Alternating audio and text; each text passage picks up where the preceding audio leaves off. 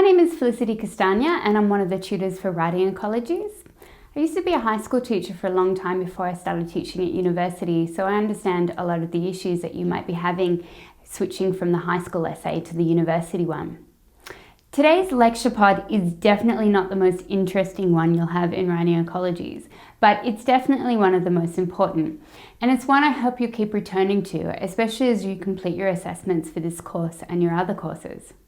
Today, as part of Academic Literacy Week, we're going to learn about something that is fundamental to your success in university, the academic essay. I've designed my PowerPoint with plenty of examples, word banks, and templates that you can return to and use as you develop your academic writing skills throughout this year. So let's have a look at what academic writing is. Today, I'm going to introduce you to the basics. So what are the basics of an academic essay? What I want you to understand from this podcast is simply the purpose, the language, and the structure. You can get a lot more complicated as you go on in your studies in university, but if you can master these three basic aspects, then you should be doing well. Something I want to point out before we begin is that if you look at the marking criteria for any of your assessments, and this includes not just writing Ecologies, but in other courses as well, most of what you are being marked on is the ability to understand these basics. So let's have a look at the breakdown from your average assessment rubric. I've taken this straight from writing Ecologies, but again, it would be the same across almost all of your courses. So the content itself is only worth 30%. The structure, 35%, the referencing and your APA reference list, 15%, the writing style and grammar, 20%, and the presentation, 5%. So as you can see, you are primarily actually being marked on your ability to understand the basics of academic writing, not primarily the content. This is important because most of what academics do is show an ability to critically engage with research and to communicate that research. The high achieving students are not necessarily the smartest ones. They are often just the ones who have the best academic literacy. There's a lot of students out there who really incredibly have a wonderful understanding of the content, but they don't know how to convey that content, and therefore they don't do very well. If you reflect again on the marking criteria that I just showed you, it's those people who really understand the basics of the academic form that will do better in their assessments. So what's the purpose of an academic essay? The purpose, structure, and language of the academic essay will have some variations across disciplines, but above all, the basic purpose is to address a question, a problem, or statement, and to make a critical argument based on research.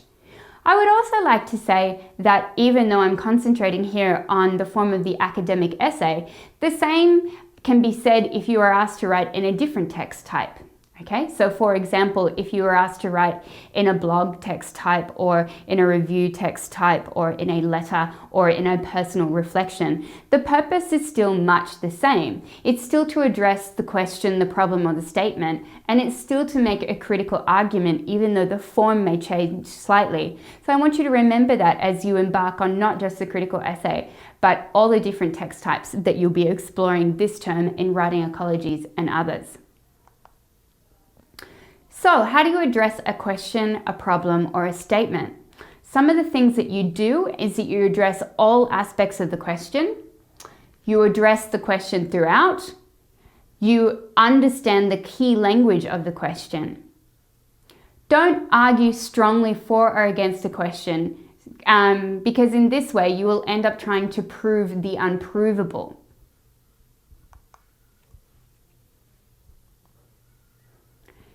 Here's an example. A question, something that you might have in writing Ecologies. How have new technologies impacted on the publication and dissemination of writing? Thesis in response. Technology has had a serious impact on both the publishing platforms available to writers and the audiences they are now able to access. As you can see, I've done all of the do's there. I've shown I understand the key language of the question. I've made a response to the question. Most importantly, I've addressed all aspects of the question. Some of the questions that you get in university courses are very complex and what we would call, double or triple barreled. They actually aren't asking you to address one idea, they're asking you to address many. So you can see I've done that in my thesis. I've addressed all of the key language there. The impact, the publication, the dissemination, the writing, the technology, all of the key language in that question I've addressed in the thesis, and therefore I've addressed all parts of the question. I also haven't made some kind of outrageous statement that can't be proved, like technology has no impact on the publication and dissemination of writing. Very, very difficult to prove even in a PhD thesis. So how do you make a critical argument based on research? This is one of the things that we find most difficult for university students as they go from the high school environment to the university one. We often get lots of essays, or again, letters or blog posts or personal reflections that involve no critical argument. Being at university is all about making a critical argument. So what does being critical involve?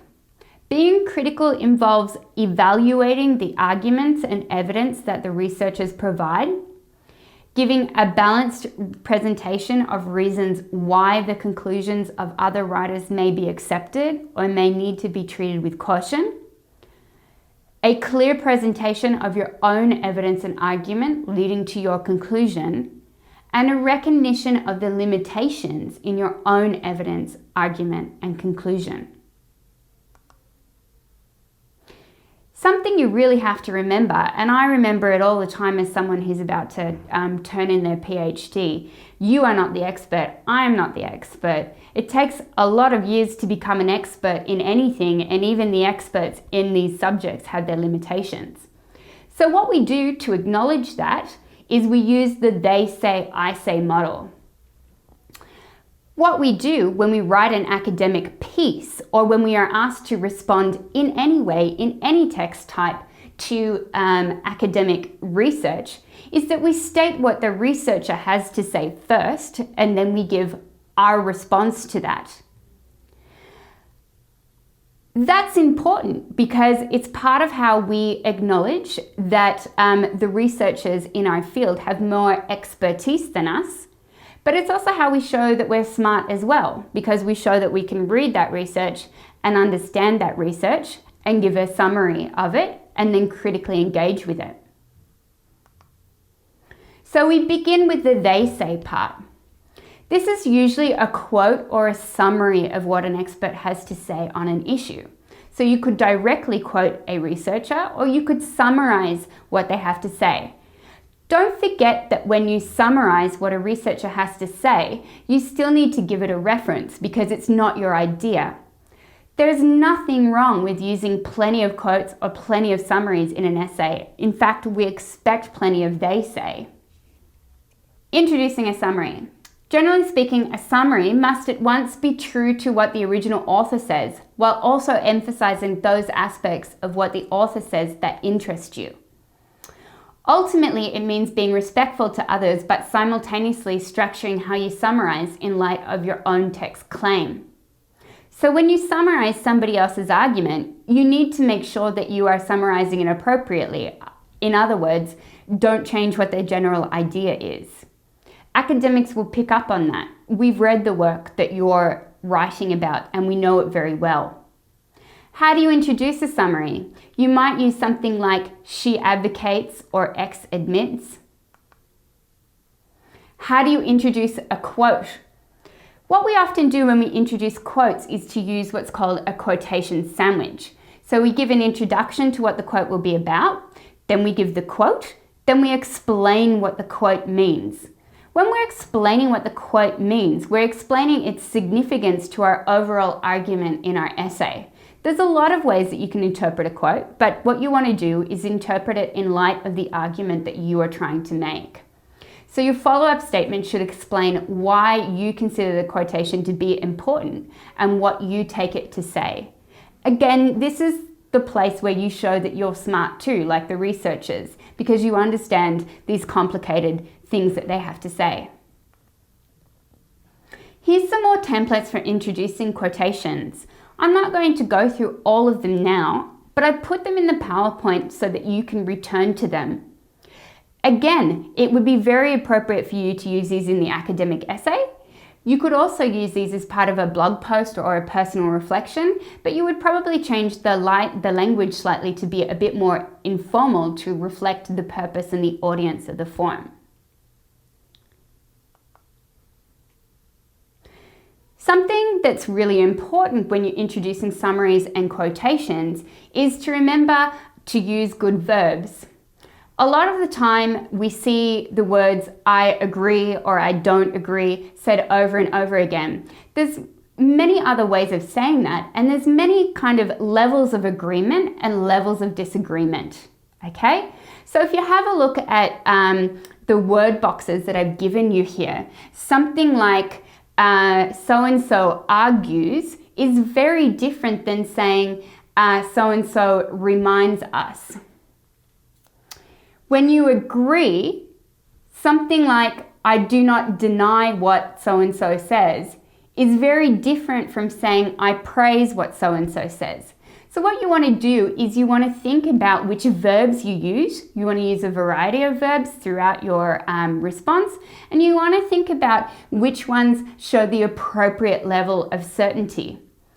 It's okay to say that somebody's argument is admirable, but not necessarily true to you. Here we have other verbs for questioning or disagreeing. Again, I would ask you to look at the levels of certainty and to think about which one is right for your argument. Here's again another template that I'd like you to return to. There is no reason why you have to agree with everything that a researcher says. Even though we acknowledge that they are the expert, we often acknowledge also that there are holes in their theory, or that their theory might not be applicable to all circumstances, or that one academic's theory might be more appropriate for what you're looking at than another. Look, for example, at the last example in this template. By focusing on blank, X overlooks the deeper problem of. That's a great way of paying respect, showing that the researcher has a focus, that they have an idea, but also pointing out that there are weaknesses in their argument. Again, particularly at this stage, when you're just being trained to be a researcher, you want to show respect to those who have come before you, even though you might not necessarily agree with what they have to say. Of course, if you do disagree, you're going to have to come up with a reason why. This is really one of the most advanced things that particularly a first or second year university student can do, and that's to pit one critic against the other. In writing Ecologies and in all of your other courses, you are going to get critics who write about the same issue but might have vastly different ideas or slightly contradictory ideas, or they might be talking about the same subject but have a different focus. If you can pit those critics against one another, then you're going to show that you have highly honed analytical skills. Not only can you understand what one critic says or what two critics says, but you can understand the difference in their arguments. That's a very high level order of critical thinking, and it's something that I would encourage you to try to engage in even as in your early academic career. Here again are some templates for doing that. There's nothing wrong with using templates. There's only so many ways that you can introduce, disagree, or pit critics against one another. Again, we expect to see these templates in your argument, and it's better to have these than to have maybe the same phrase, like the one phrase that you know used over and over again in your academic argument. Here again is some more templates for agreeing. Let's look now at language. There's a lot of things that one could say about the language of an academic essay, but I'm going to simplify it for you. What I want you to concentrate on, particularly in your first year of university, in the academic essay is being formal, specific, and academic. Part of being academic means that you do not ever use abbreviations, you never use colloquial expressions, excessive personal pronouns, or big words that you don't understand. This last one, big words that you don't understand, comes up a lot in the assessments that we mark across all different text types. The point of academic writing, what makes a piece of academic writing great, is when somebody can get across their ideas concisely and clearly. That means using words that you understand the context of, and a thesaurus doesn't always help you with that. The other question we always get asked when we're talking about language is, can I use I? The answer is yes, you can use I. I would use it sparingly. Usually we only use I when we are directly talking about our own opinion. There's no real reason to use it when we are talking about other people's opinions. The other key thing I would emphasize at this point is to write in one simple tense. You'd be shocked at how many paragraphs we read where within the context of 2 or 3 sentences we have 5 or 6 tenses. Pick one simple tense. So simple past, simple present, simple future. Most academic pieces, and indeed most writing in general, is actually written in the simple past. So don't write I was going, say I went. I was going is the past continuous. I went is the present simple. You can learn much more about that if you enroll in one of the writing courses that the university runs through the library. What's the structure? You need an introduction. The point of an introduction is to state, then to outline your critical argument. Within your introduction, you need to provide a thesis and you need to outline your argument. Here's some tips. Don't forget to mention the primary text you will be discussing in your introduction. The introduction is where you state what your critical argument will be. It is not where you provide supporting evidence. And again, this would go for any different text type, even though now we're focusing on the academic essay. So what is a thesis? Let's look at this in a bit more detail. Your thesis is the critical argument you are making in answer to the question. It is the most important part of an academic essay. If you have no thesis, you have no essay, because the point of an essay is to make a critical argument. I would again emphasize that although I am primarily talking about the essay form, the point of any form that you are asked to respond in university is generally to make a critical argument. And again, although the language, purpose, audience may change and one may need to adjust for those, you still need to make sure that you have a sense of a thesis and a sense of a critical argument in any text type. Where does my thesis go? It's a question I often get. Does my thesis go as a sentence at the beginning or the end of my introduction? Or is my thesis the entire first paragraph? The answer is yes. It can be all of the above. So your thesis might be 1 sentence, it may be 2 sentences, it may be 3 sentences, and then you might go into outlining the rest of your academic essay. But you could put it in the beginning, you could put it in the end of your first paragraph, as long as I can easily identify it. What goes into your body paragraphs? The basic structure of a paragraph is a topic sentence, an elaboration. We then use the they say model, then the I say model, and then we relate it back to our thesis.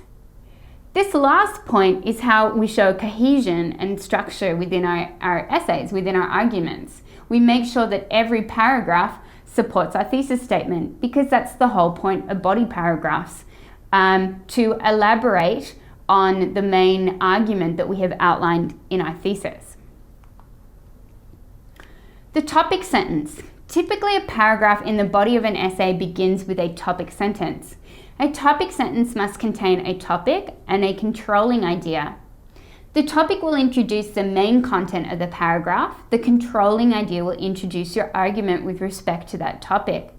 There are plenty of examples of this in the model essays, which we have annotated and put some feedback on within the Views site for this course. And you're going to look at these ideas in a lot more detail in your tutorials.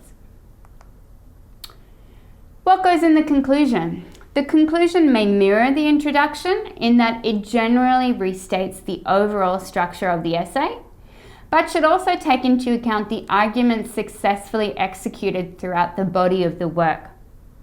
The conclusion should not introduce new evidence or new arguments.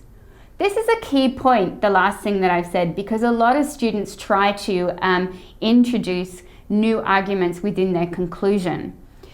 That is absolutely not the place for it. Some students decide to end with a bang, like they might choose an exciting quote from a researcher or a text that they're studying and use it to end off their conclusion. That's a bit different than introducing new evidence or new arguments. And that method often works quite well, though it's not the only way. You've got here a scaffold for a conclusion, which again I would say go back to. Basically, you're going to give a summary overview of the main arguments, a restatement of your thesis. You can actually restate it exactly as you've stated in your intro. Then you're going to give a qualification of your thesis and a restatement of the scope. These two last points are really important in this scaffold, and it's something that most high school students have never encountered before.